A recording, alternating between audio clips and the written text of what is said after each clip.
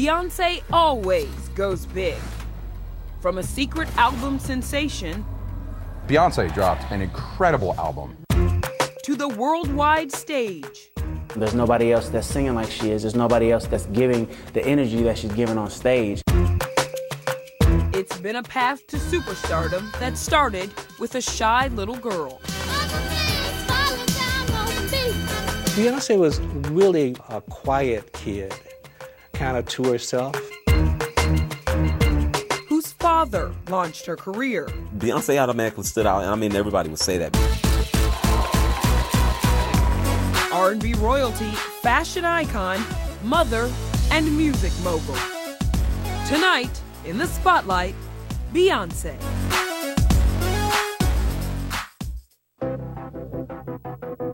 Beyoncé ended 2013 with a spectacular surprise.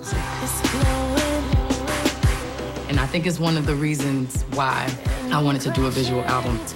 Dropping a self-titled album of 14 songs and 17 videos.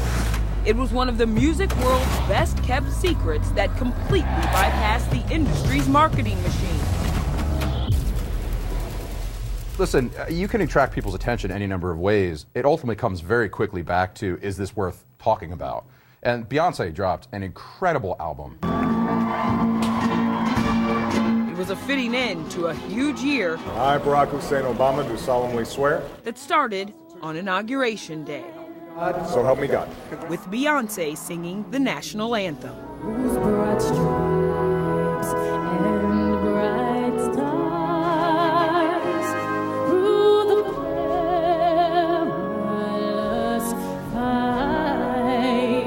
It was a moving moment.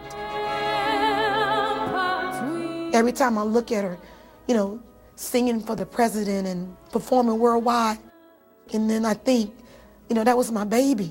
Darlette Johnson was Beyoncé's childhood dance teacher. I know that she's Beyoncé. I know that she's worldwide and everybody know her and everybody screams and touch her. But even when I see her, she's still my Beyoncé.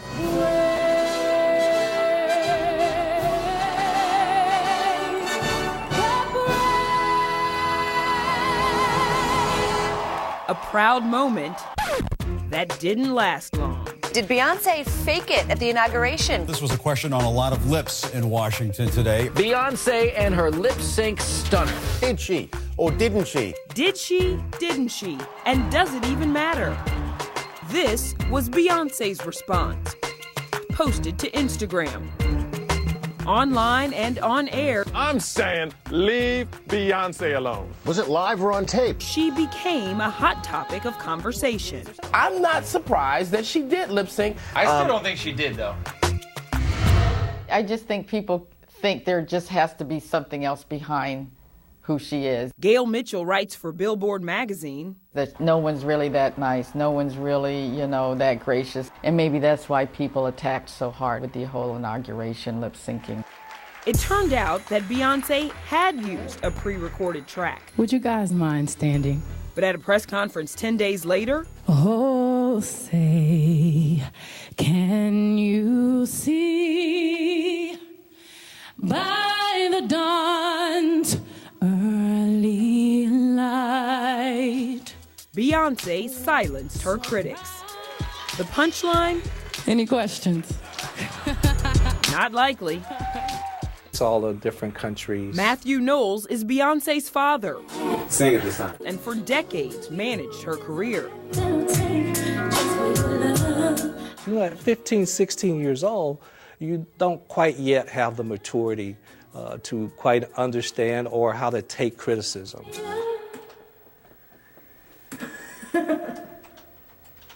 I messed up, so I said stop. And I did that anyway, so if I messed up your question. No, that's cool. Okay. So as she's gotten older, now she's a grown-ass woman. So, she understands it. Beyoncé feels this is her time.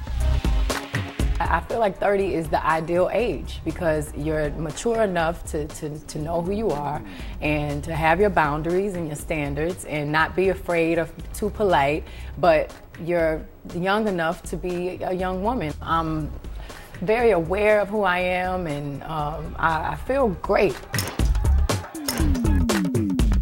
For Beyonce Knowles Carter, lately it has been one hell of a run. Back in the summer of 2011, there was a tummy rub at the Video Music Awards. By the next January, the singer, dancer, actor, filmmaker, entrepreneur, and fashion icon was also mom. And with the birth of Blue Ivy came a new burst of creativity. I think as a new mom, you get a renewed sense of strength, of purpose, of whatever, and I think that that's gelled with her and having Blue Ivy. Next thing you know, it's Super Bowl. It's just, 1, 2, 3, let's go. Beyonce emerged from a 4-month break ready for reinvention. I think as an artist, you have to constantly reinvent yourself. June Ambrose is a stylist to husband Jay-Z and a friend of the couple.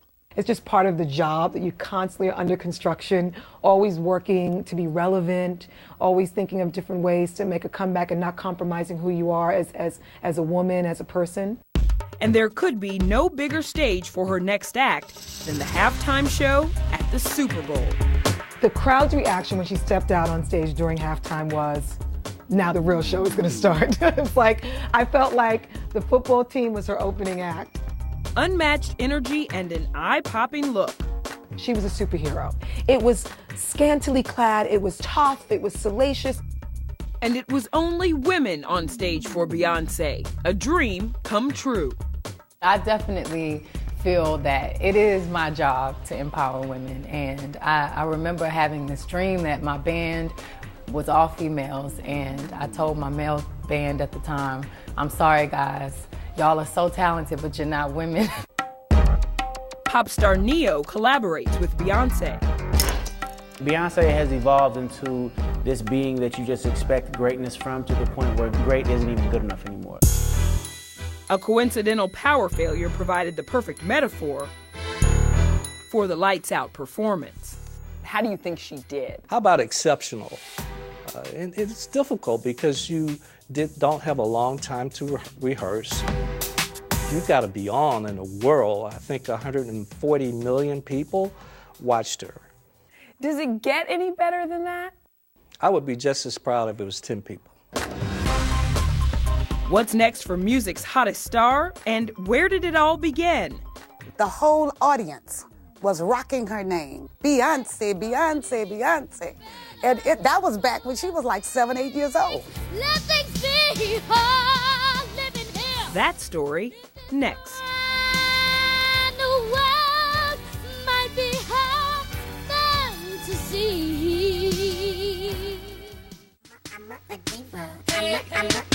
Na na na, diva is a female version of a hustler, Before she was the diva, divas getting money. Before she was the queen bee,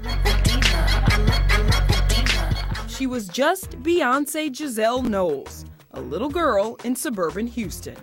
Beyonce was really a quiet kid, kind of to herself. Hoping to get Beyonce to come out of her shell, Matthew and Tina Knowles sent their 7-year-old daughter to Darlette Johnson's dance studio.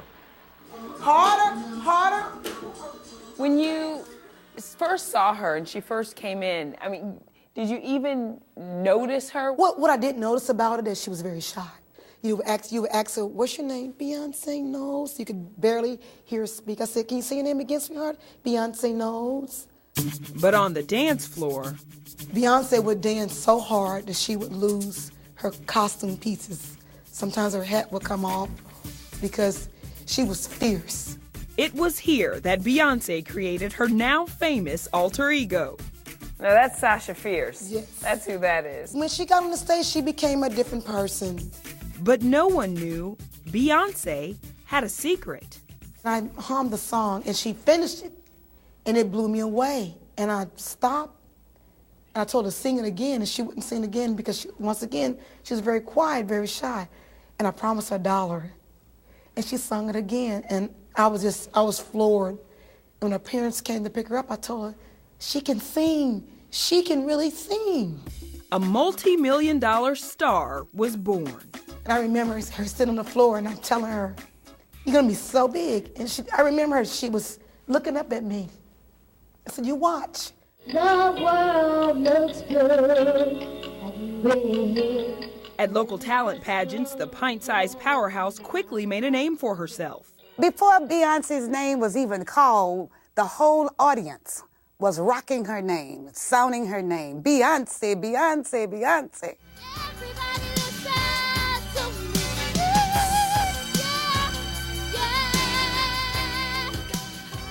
Judy Faustin took Beyonce to many of these pageants. She always won the competitions. We may have had 500 plus junior talents, and she always stood out. Thank you. Adorable. Now, are these all the trophies she won from doing the talent shows and the pageants? This is from the pageants, yeah. Yet no one imagined that at this young age, Beyonce would already face the ugly side of fame. In school, you know, there was some jealousy because she began to be a local star. So there was some jealousy of girls, and they said some mean things to her. But the bullying didn't stop her. Fame came knocking at the door of her mother's salon. Some ladies came and said, you know what? En Vogue was hot at the time. And they said, you know, we'd like to form a version of En Vogue, but a younger version of En Vogue. And we would like to have Beyonce be the lead singer of the group. Girls' Time was born. Beyonce teamed up with a group of 6 girls, including her cousin, Kelly Rowland. Beyonce was kind of the pilot of the group. You know, if they got tired, she would encourage them. I call her the energized bunny because Beyonce keep going and going and going. I don't care everywhere he goes. From the local spotlight to the national stage. These Girls' Time, ended up going to Star Search, ended up competing against some 40-year-olds. A perfect score. The challenger, Girls' Time, receives. And they lose, and they're crying their hearts out. And I go over to Ed McMahon, and I say, Mr. McMahon, and the kids are crying, well, I'm a dad, what do I do? He says, well, all I know is those who lose, they go back and they rededicate, refocus. And that's what Matthew Knowles had them do. In 1995, he resigned from his corporate job at Xerox to manage the girls full-time. I couldn't look them in the eye and say, give it your all, if I wasn't doing it. So that's a lesson that you taught Beyonce kind of by example too. This is how you dedicate yourself to this craft. Yes. It was difficult. All they wanted was a major record deal, and that meant lots of hard work. Here's some rare footage of Beyonce working on some early recordings.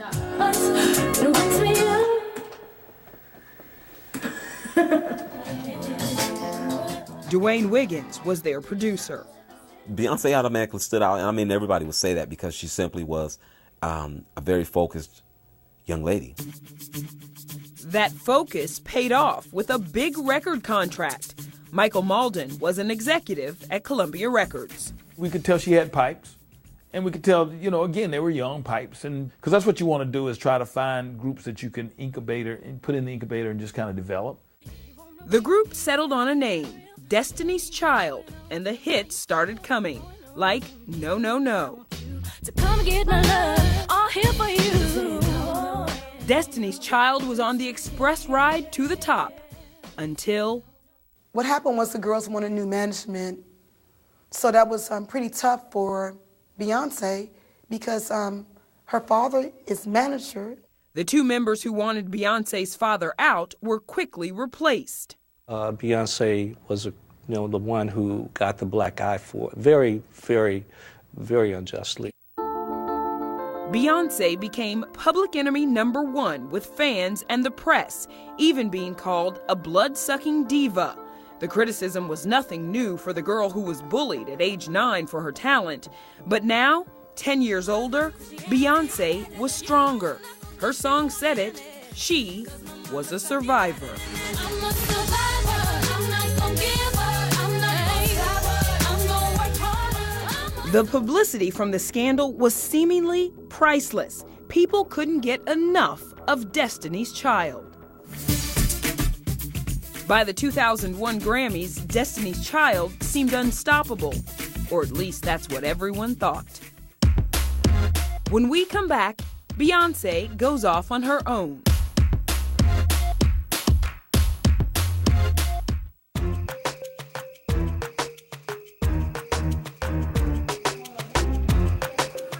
Give it here. Big energy, let's go. Give it here. Dance like a star.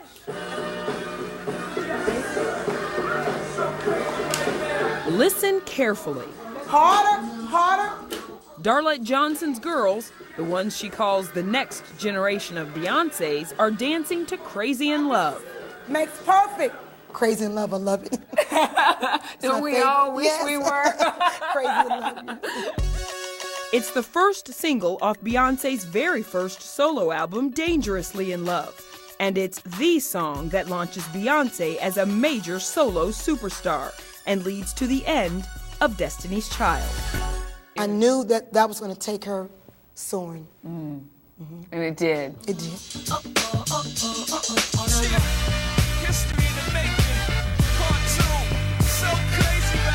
Beyoncé's Part 2, the solo career, begins with Jay-Z. He's in her first solo hit, and he's in her personal life. From their dating, to their wedding, to Baby Blue, the public doesn't learn a single detail until Beyoncé is ready to spill it. So, let me show you this. An approach she learned from her father. I'm not going to talk about Beyonce, the mom, and What about Papa G, the granddad? What do you like to do with Blue? I'm not going to talk about that. You get nothing. I get nothing. You get nothing. This is Beyonce. It's a philosophy that Beyoncé would go on to apply to both her professional and private lives. Nobody learns anything about B until she's ready to tell them. Well, let's talk about Dangerously in Love. The album did really well. Yes.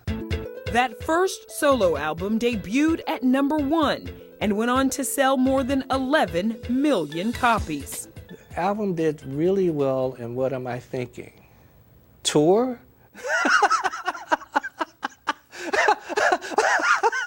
Studio, tour, more singles now. Normally when the album does very well, you do a tour. There's a small tour, Beyoncé's first as a solo artist, followed by 3 more solo albums and a total of 5 solo #1 hits, including 2008's Single Lady. Movies? Because I'm Foxy Cleopatra and I'm a whole lot of woman. A fashion line. My mother would make all these beautiful clothes, and after so many years, my fans, they were like, okay, we have to buy these clothes somewhere. And numerous endorsements, including one with Pepsi that will pay Beyoncé to advertise its products and fund some of her creative projects. I think it's a huge deal. I think it says a lot about her as a brand, about her music, and that Pepsi would do something like that for a black female music artist. That's tremendous. It's a deal that demonstrates she is as good a businesswoman as she is a performer. My father was such an incredible entrepreneur, and any and everything he said he would have, he worked until he had it. And he taught me there's no such thing as no. My personal opinion is she watched her dad. She watched her mom. I mean, her mom ran a hair salon. She's got this business savvy that a lot of people, a lot of creative types, they're one side. And now Beyoncé is on her own, announcing years ago that her father would no longer be her manager. I wonder, where can she or where does she go from here? I think that's a question you should ask Beyonce. I think she has the ability, the talent, passion, fans, that she can, quite frankly, go wherever she liked to go. Where she went next was HBO, directing an autobiographical documentary that premiered in 2013. Power's not given to you. You have to take it. You're playing a part in a much bigger show. And that's what life is. We learned more about the personal details she usually withholds, such as the miscarriage she suffered prior to Blue Ivy. But even before the documentary aired, she was becoming a little freer with personal information, thanks to a large and active Tumblr site. So if they're posting it, you're supposed to know it. They're not posting it, you ain't supposed to know it. After the doc, there's a world tour.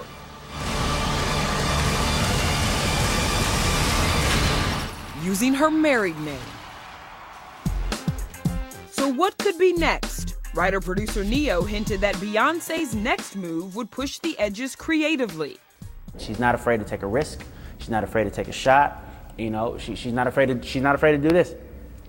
And if you hit, you hit, and if you don't, you don't. But aside from admitting to some recording sessions with Beyonce, he wouldn't say any more. And I'm not going to be the one to let the cat out of the bag. Y'all ain't finna get me in trouble. No, sir. Nobody has the patience to wait for the greatness. They just want everything quick, quick, quick. And it's like, if you actually take the time to wait for it, it just makes it that much better when you actually get it. As the world waited, Beyonce worked on the best-kept secret in the business. I personally think Beyonce did it just to silence the critics, because there was a lot of chirping, a lot of like, Beyonce doesn't know what she's doing, Beyonce's in trouble, why isn't this album coming out? Everyone thought I was crazy, but we're actually doing it. The move was big, bold, and created tons of buzz. She used her Facebook page and Instagram account to announce she had a new album. No pre-album hype, no promotion. Straight from Beyonce to her fans. This is how she rolls, because as launching an album, you know, people anticipate and wait for it. Well, it's just as exciting when she brings it out through social media. Everybody's talking about it anyway. 800,000 copies sold in just 3 days. Her biggest album debut yet and an iTunes worldwide record. The stunning move, just more proof that Beyonce is in control of her own destiny.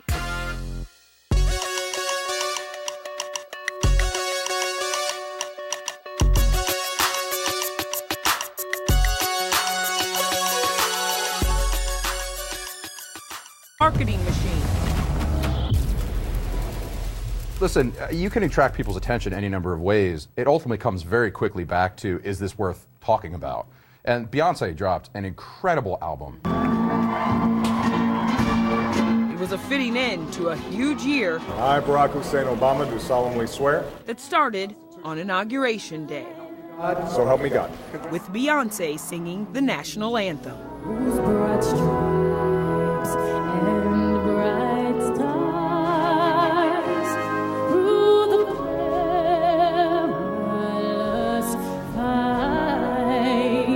It was a moving moment.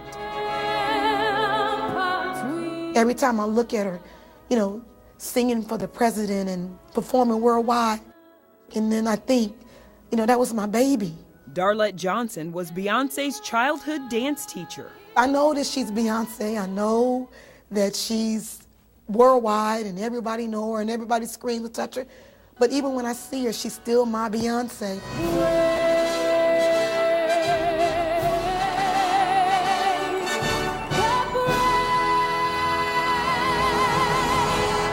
A proud moment that didn't last long. Did Beyonce fake it at the inauguration? This was a question. Necklace stood out, and I mean, everybody would say that.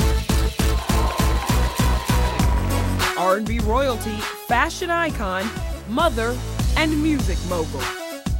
Tonight, in the spotlight, Beyonce.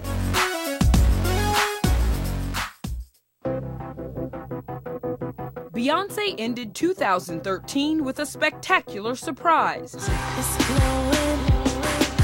And I think it's one of the reasons why I wanted to do a visual album. Dropping a self-titled album of 14 songs and 17 videos. It was one of the music world's best-kept secrets that completely bypassed the industry's market.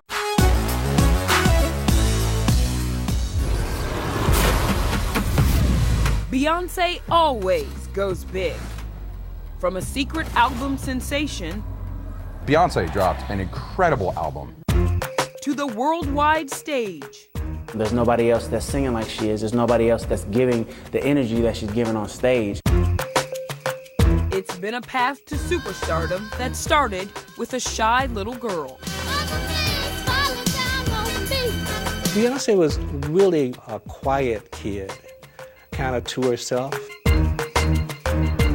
Whose father launched her career. Beyonce out of On a lot of lips in Washington today. Beyonce and her lip sync stunner. Did she or didn't she? Did she, didn't she, and does it even matter?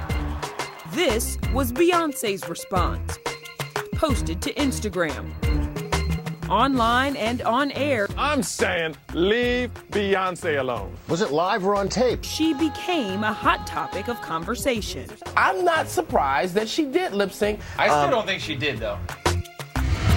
I just think people think there just has to be something else behind who she is. Gail Mitchell writes for Billboard magazine. That no one's really that nice. No one's really, that gracious.